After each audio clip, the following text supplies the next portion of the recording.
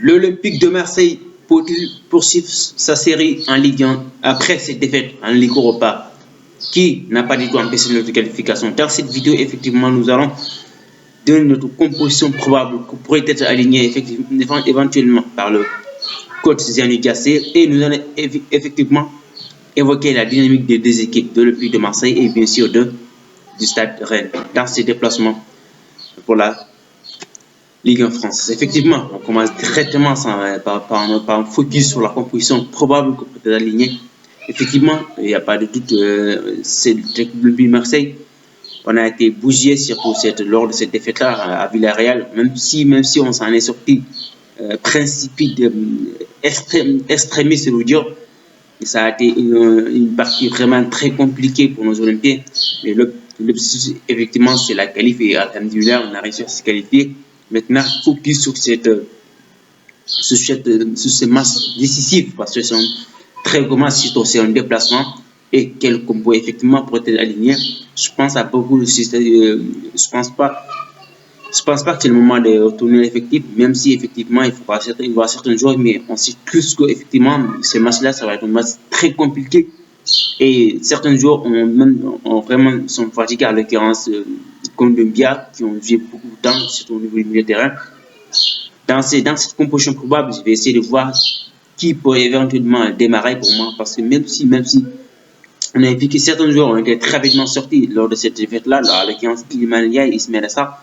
Je pense que leur frère titulaire, ça leur fera du bien. Et effectivement, parce qu'on a encore besoin d'eux, ce sont des joueurs qui sont très complémentaires dans l'aspect offensivement depuis l'arrivée des années cassées. Évidemment, on commence très seulement au niveau du gardien de but par Paul Lopez. Comme vous avez dit, Paul Lopez sera effectivement titulaire, qui a fait un énorme match lors de cette défaite à Villarreal. Dans l'axe central, je pense qu'on va certainement toujours conduire le duo, le même tandem. Effectivement, Léo Balerdi, accompagné effectivement de Chancel Beba. Un axe qui est aligné pas mal depuis longtemps, même si cette défaite-là, on a été vraiment bougé parce qu'on a, comme je l'ai dit, on a réussi à se qualifier par extrémiste. Ça a été un match très compliqué. Mais on n'a jamais réussi, effectivement. Cet axe a beaucoup fait. Ils ont fait énormément de matchs. Mais cette équipe de Villarreal, on n'a pas du tout reconnu le visage de l'Olympique de Marseille, ce qui a certainement été à l'origine de cette défaite-là aussi. Effectivement, avec des changements aussi brutaux du coach Gassé. Effectivement, dans notre gauche, il n'y a pas de débat, c'est Jonathan Poulos qui sera là.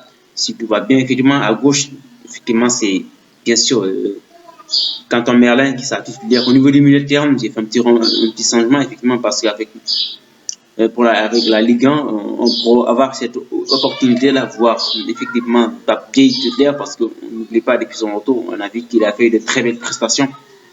Effectivement, et aussi je fais le Kondogbia qui a beaucoup donné, je pense que ce sera mieux aussi de voir Pape-Gueye titulaire pour ce match-là, parce que c'est un match qui sera très intense et très compliqué aussi. Effectivement, au milieu de terrain, le double pivot, je mettrai Pape-Gueye accompagné effectivement de Verretou, parce qu'on ne peut pas mettre deux milieux défensifs, Pape-Gueye, et on en a d'ailleurs, je ne veux même pas le voir titulaire parce que lors de sa dernière entrée, il avait une entrée très catastrophique. Il n'a pas du tout été utilisé offensivement, on ne l'a vraiment pas du tout vu. Je pense que ça ne sera pas du tout une bonne chose de le dire. Unai aussi n'a pas été vraiment flamboyant, n'a pas été intéressant. Dans ce match contre Villarreal, on a très peu vu. Il a été vraiment très transparent au niveau du milieu de terrain. Dans la récupération, on l'a très peu vu. Je pense que ce serait intéressant de combiner Pape-Gueye et effectivement Verretou. Ça va donner une certaine allure parce que Unai Pape-Gueye est vraiment bien dans l'aspect défensif et Unai aussi, effectivement, je parlais du Verretou. Verretou, dans l'aspect offensif, il est très intéressant et défensivement aussi, il participe aussi aux tâches défensives. Je pense que ce duo pourrait être vraiment complémentaire. Au niveau de l'attaque, je pense que j'ai retenu les mêmes jambes que lors de ma précédente vidéo. C'est effectivement Amin Harit au niveau du cœur des yeux.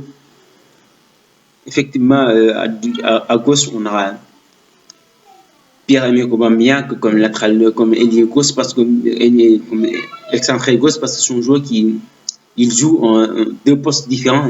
Ces postes, c'est ce qu'on appelle une position hybride. Parfois, il décale du gauche et parfois il entre effectivement, dans la surface. C'est effectivement dû au positionnement d'Iliman Ndiaye et cette liberté qu'on a donnée à Iliman Ndiaye, qui sera un faux numéro 9, comme vous voyez en avance.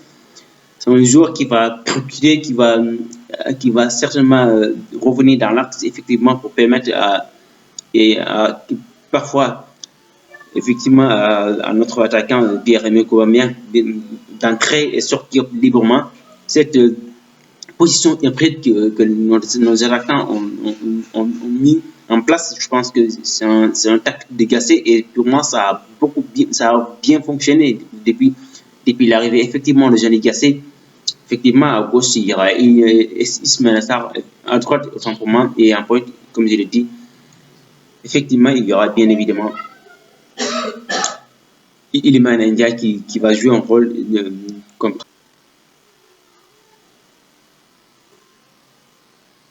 Pour ce qui est effectivement de la dynamique des deux équipes, on commence par celle de l'Olympique de Marseille. Comme vous savez, nos Olympiens sont sortis dans un match compliqué où on a été battu sur un score de 3 buts à 1. On a été vraiment transparent dans l'aspect défensif.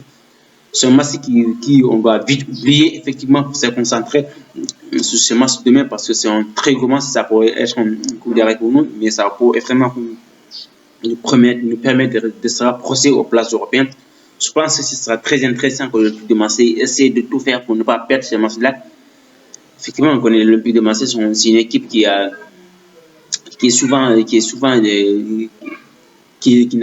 souvent du mal à gérer des scores, surtout dans l'aspect défensif, où on n'a toujours pas trouvé de bon équilibre. Je pense que c'est l'aspect le plus compliqué à gérer. C'est l'aspect où l'Olympique de Marseille doit beaucoup travailler là-dessus, Gasser, je veux dire, parce que nous avons un problème, surtout dans l'aspect défensif. On a été, comme vous pouvez voir, le récent match face à cette équipe du Villarreal en Europa League, on a été vraiment très transparent, comme je dis, au niveau de l'aspect défensif. Au milieu de terrain, on a été aussi transparent parce qu'on sait qu'Ounaï, c'est un joueur qui n'a pas du tout les qualités défensives. Il se projette souvent, il est souvent bien dans l'aspect offensif, ce qui signifie que je n'ai même pas compris comment il a utilisé Ounaï. Mais bon, on connaît tous Gasset, sur un nouveau, il essaie de chercher effectivement de tourner l'effectif sans pour autant poser énormément de problèmes, sans autant utiliser certains joueurs. C'est bien de changer, mais aussi dans ces enjeux comme ça, vous voyez, on a failli même être éliminé sur ce changement tactique, parce qu'on a vu que l'Olympique de Marseille a eu du mal, surtout à sortir le premier mi-temps. On n'a clairement pas vu cette équipe de l'Olympique de Marseille. Mais c'est ça, c'est en Europa League, en Ligue en française, on a quand même enchaîné des matchs. On a, depuis l'arrivée de Gasset, on a vraiment enchaîné des victoires, 5 victoires consécutives. Je pense que c'est intéressant, même si j'ai dit notre précédente victoire aussi a été vraiment très laborieuse, parce que contre cette équipe du Nantes, on a vu qu'on a été bougé, comme j'ai dit, au niveau du milieu de terrain, en attaque. En défense centrale, ça a été commentré au milieu de terrain. On a été battu pratiquement tous les duels en seconde période. En tout cas, cette équipe de l'Olympique de Marseille, ce match-là va être un match compliqué où il faudra mettre beaucoup d'ingrédients, il faudra mettre beaucoup d'efforts, surtout contre cette équipe, parce que en cas de défaite, ça va devenir un coup de massue, et surtout c'est ce qu'on veut vraiment éviter. On doit vraiment continuer sur notre dynamique et celle d'être toujours impact, essayer au moins obtenir même si ne serait-ce qu'un match nul, et surtout il faudra éviter tout ce que la défaite, parce que une défaite pourrait certainement nous donner un coup de massue, un coup d'arrêt, et c'est ce qu'on ne voulait pas du tout. Cette dynamique-là doit vraiment poursuivre, parce qu'on est à 4 points, je crois, des places européennes. Ce sera très intéressant que l'Olympique de Marseille puisse mettre beaucoup d'impact visible, mettre vraiment tous les moyens possibles pour effectivement gagner ce match-là. Ce qui est la dynamique de cette équipe du Stade Rennais, ils ont joué 5 matchs, et sur ces 5 restants matchs, on a vu, ils ont fait 2 matchs nuls, je crois, face du Paris Saint-Germain et contre Lille, le récent match en Ligue 1 le week-end dernier. Mais ils ont été battus aussi par Lorient, effectivement, je crois que J'ai oublié leur dernière défaite. Mais en tout cas, cette équipe du stade du Stade Rennais n'est pas non plus dans de très bonne dynamique. Ils sont dans une situation palpitante parce que enchaîner des peurs, mais des mauvaises contre-performances. On a vu qu'ils ont été battus par Lorient, ils ont fait un match nul et le restant de match nul face à Lille, ça a été compliqué. Ils ont mené son score de début à 0, ils se sont fait rattraper. Ce qui veut dire qu'aussi, pour eux, dans l'aspect défensif aussi, ils sont très frileux et ça va être pour nous un aspect, un atout favorable à notre équipe. Il va mettre beaucoup d'impact physique dans l'aspect, mais surtout jouer notre jeu. Je pense que ça ne va pas être une partie facile, mais on a quand même des moyens pour aller mettre en difficulté. Finalement, pour ce qui est des clés du match, je pense qu'on connaît tous cet aspect, cette connectivité offensive de nos Olympiens.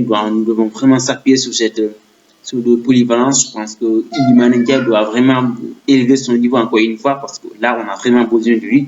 Et je pense que c'est l'occasion aussi qu'il est montré nous parce que ces deux récents matchs n'ont pas été si aboutissants, on n'a pas dit le vrai qu'on a comme lors de cette victoire contre Clermont ou éventuellement contre Montpellier.